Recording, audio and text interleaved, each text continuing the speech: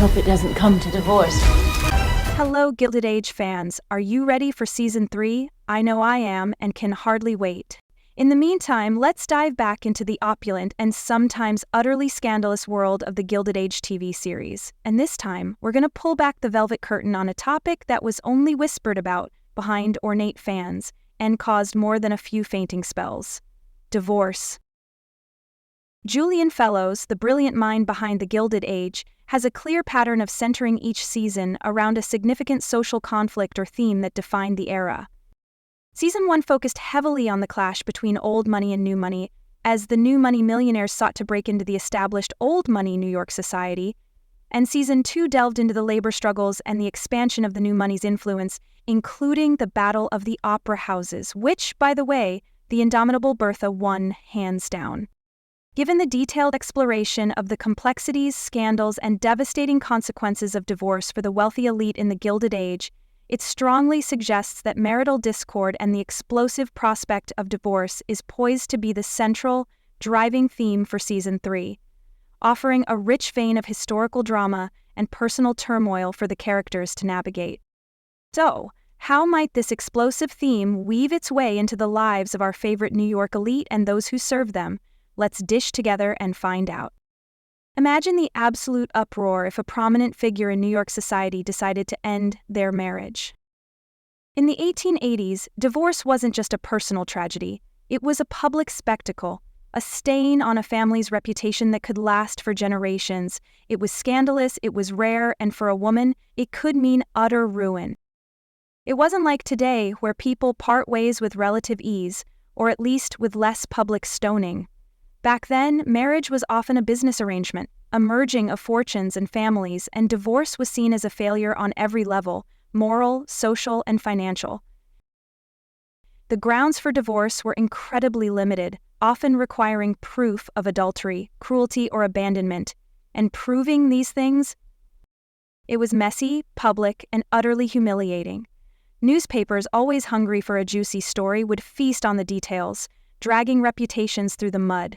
For women especially, divorce meant losing financial security, social standing, and often access to their children. They were often blamed, regardless of the circumstances. It was a terrifying prospect, one that kept many unhappy couples locked in gilded cages. Now let's think about the Russells, Bertha and George. They seem like an unbreakable force, don't they? United in their ambition, their desire to conquer New York. But what if cracks started to show?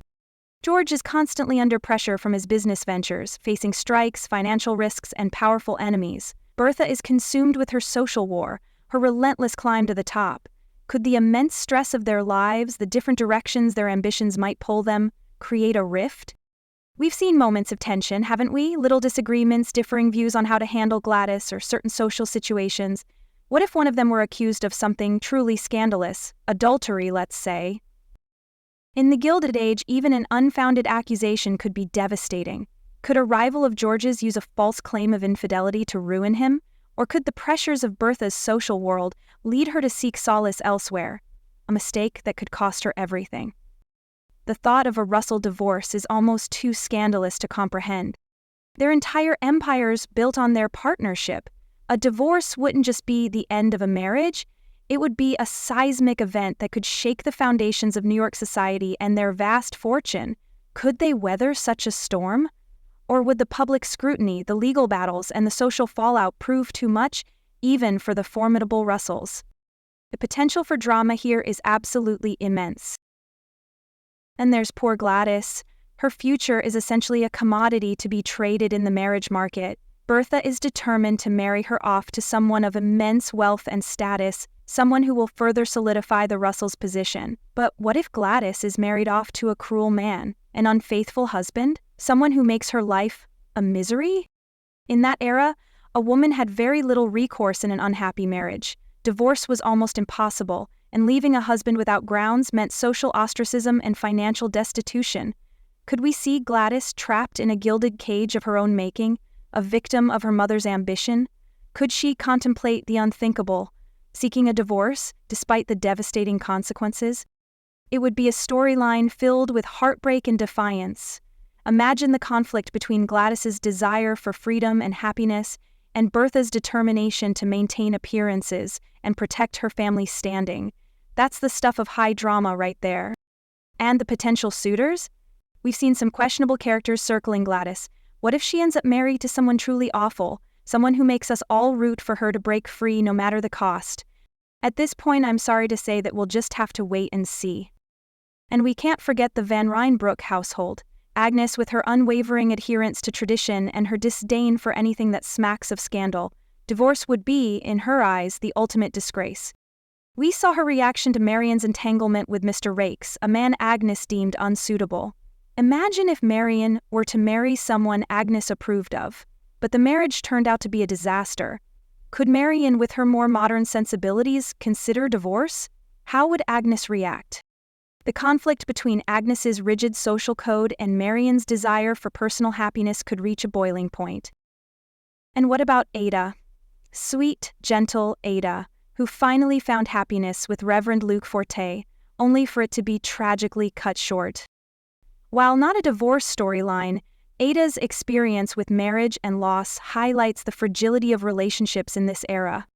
Could she, having experienced both joy and sorrow in marriage, offer a different perspective on the difficulties faced by women in unhappy unions? Could she become a confidant for Marianne or even Gladys if they face marital woes? Lastly, there's Peggy Scott. Her journey as a Black woman in the Gilded Age is already fraught with challenges. While her focus has been on her writing and her family's history, the theme of marriage and its complexities is relevant to her as well. Could she encounter women in her community who are dealing with difficult marriages or the consequences of divorce? Could her work as a journalist lead her to write about the injustices faced by women in unhappy marriages, particularly women of color, who would have even fewer legal and social protections? Peggy's perspective on these issues would be invaluable, offering a critical look at the societal structures that trapped women in unhappy or even abusive relationships. And I almost forgot, the downstairs staff also have lives and relationships, though they are often hidden from the view of their employers. While their marriages might not involve the same level of financial stakes as the upper class, the emotional and social consequences of divorce would be just as devastating, if not more so, given their limited resources and social safety nets. We've already seen glimpses of the personal struggles and hidden lives of the staff, haven't we? Think about the storyline involving Watson, George Russell's valet, whose real name was Collier, and his mysterious past that intersected with the life of Flora McNeil, who was revealed to be his daughter from a previous life before he became a butler. Though not directly about divorce, their story highlighted the immense pressure and secrecy that could exist in the lives of the downstairs staff, and how their personal circumstances were often fraught with difficulty and hidden pain, offering a poignant contrast to the dramas of the wealthy. Could we see a storyline involving one of the downstairs staff members dealing with a difficult marriage or the fallout from a past divorce, perhaps a maid whose husband left her or a footman whose wife was unfaithful? The potential for drama in Season 3 of The Gilded Age boggles the mind. Will hidden affairs come to light? Will forbidden loves risk everything for a chance at happiness? Get ready for whispers to turn into shouts and secrets to explode into the open. We're talking about reputations on the line, fortunes at stake, and hearts about to be broken. Will someone dare to defy the strict social rules and seek freedom? The consequences will be immense, and the fallout promises to be absolutely captivating. Prepare for glittering balls masking simmering tensions and quiet moments of despair behind closed doors. This season is shaping up to be the most scandalous one yet. And now it's time to catch up on Season 2 by revisiting my previous The Gilded Age Season 2 videos.